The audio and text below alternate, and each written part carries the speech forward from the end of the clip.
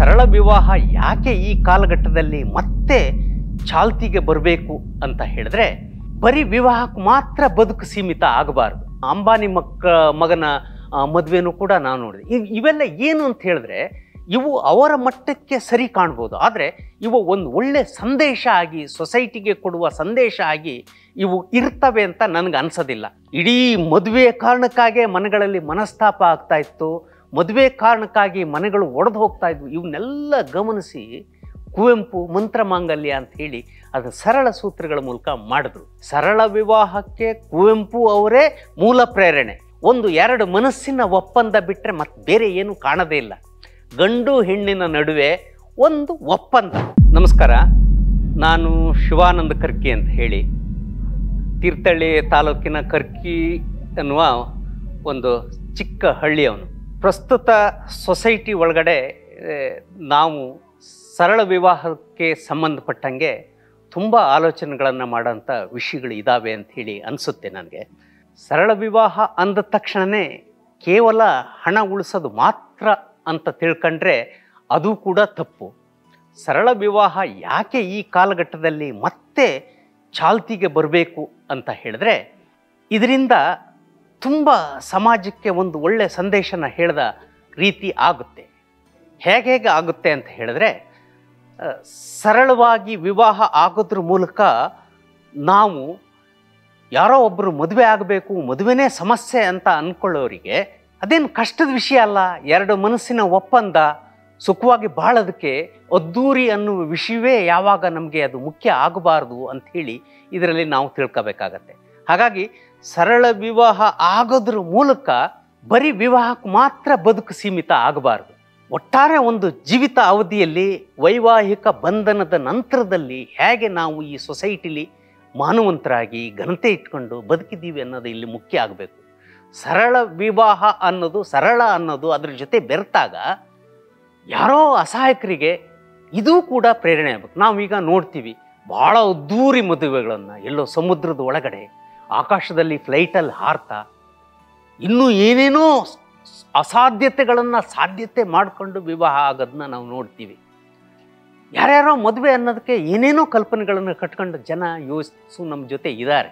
ಸಿನಿಮಾಗಳನ್ನು ನೋಡ್ತಾರೆ, ಧಾರಾವಾಹಿಗಳನ್ನು ನೋಡ್ತಾರೆ. ಇವನ್ನೆಲ್ಲ ನೋಡೋದ್ರ ಮೂಲಕ ನಾವು ಕೂಡ ಜೀವನದಲ್ಲಿ ಒಂದೇ ಒಂದು ಸಾರಿ ಮದುವೆ ಆಗೋದಲ್ಲ, ಅದನ್ನು ಈ ಮಟ್ಟದಲ್ಲೇ ಮದುವೆ ಆಗಬೇಕು ಅಂಥೇಳಿ ಅದರ ಅಂಬಾನಿ ಮಗನ ಮದುವೆನೂ ಕೂಡ ನಾವು ನೋಡಿದೆ.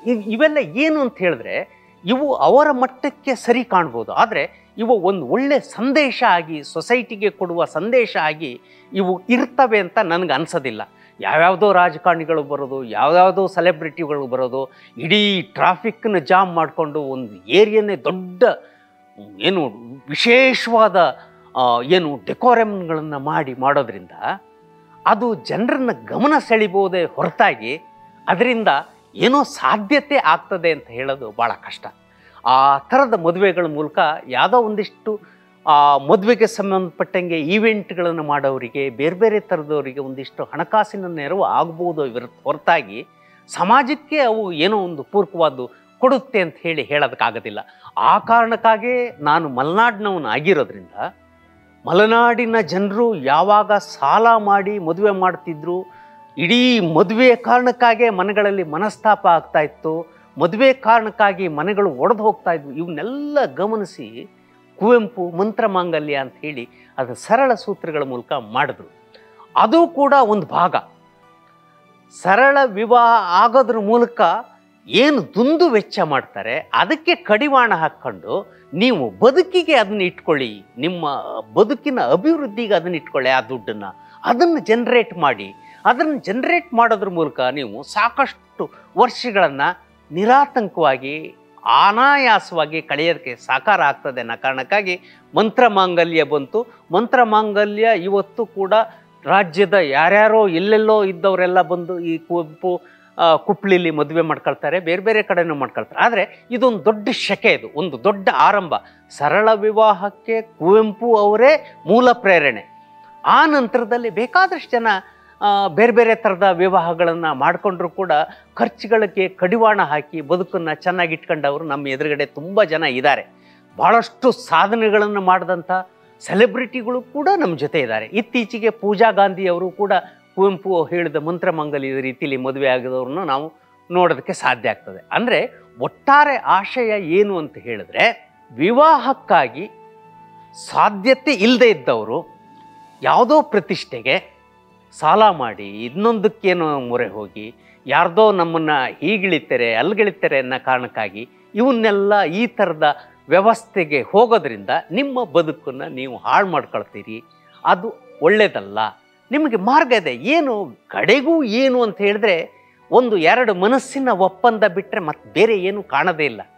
ಗಂಡು ಹೆಣ್ಣಿನ ನಡುವೆ ಒಂದು ಒಪ್ಪಂದ, ಆ ಒಪ್ಪಂದಕ್ಕೆ ಇಬ್ಬರು ಅನುಗಾಲ ಭದ್ರಾಗಿ ಬದುಕೋದು ಬಿಟ್ಟರೆ ಮತ್ತೇನು ಕಾಣೋದಿಲ್ಲ. ಹಾಗಾಗಿ ಸರಳ ವಿವಾಹಗಳು ಇವತ್ತು ಭಾಳ ಅಗತ್ಯ ಇದೆ.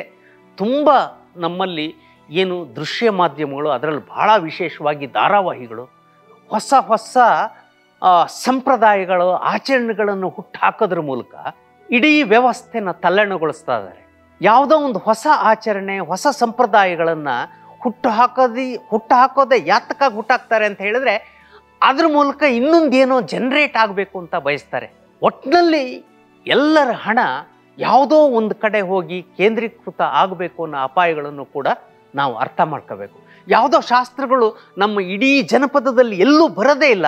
ಹೊಸ ಶಾಸ್ತ್ರಗಳನ್ನು ಸೃಷ್ಟಿಸ್ತಾರೆ. ಬರೀ ಶಾಸ್ತ್ರಗಳನ್ನು ಸೃಷ್ಟಿ ಮಾಡಿದ್ರೆ ಏನೂ ತೊಂದರೆ ಇಲ್ಲ.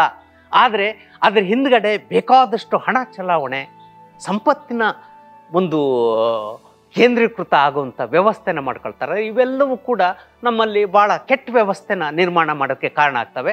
ಬಹುತೇಕ ಧಾರಾವಾಹಿಗಳು ಎಲ್ಲೂ ಹೆಚ್ಚು ಒಳ್ಳೆಯದನ್ನ ಹೇಳೋದಕ್ಕಿಂತ ಬೇರೆ ಬೇರೆ ಥರದ ಜನರಲ್ಲಿ ಬೇರೆ ಬೇರೆ ಥರದ ಭಾವನೆಗಳನ್ನು, ಮನೆಯಲ್ಲಿ ಒಂದು ಒಳ್ಳೆಯ ವಾತಾವರಣವನ್ನು, ಅತ್ತೆ ಸೊಸೆ ಕುಟುಂಬದ ವ್ಯವಸ್ಥೆಯಲ್ಲಿ ಹೇಗಿರಬೇಕು ಅನ್ನೋದನ್ನ ಸರಿಯಾದ ರೀತಿಯಲ್ಲಿ ಕಲಿಸದೇ ಇರೋವಂಥದ್ದು ಅಥವಾ ಸರಿಯಾದ ಮೆಸೇಜನ್ನು ಕೊಡದೇ ಇರೋವಂಥದ್ದು ಸದ್ಯದ ದುರಂತ ಅಂತಲೇ ತಿಳಿಯಬೇಕಾಗತ್ತೆ. ಹಾಗಾಗಿ ಸರಳ ವಿವಾಹದ ಬಗ್ಗೆ ಇಷ್ಟು ಸ್ಥೂಲವಾದ ಮಾಹಿತಿ ಸಾಕು ಅಂತ ಹೇಳಿ ನಾನು ಭಾವಿಸ್ತೀನಿ.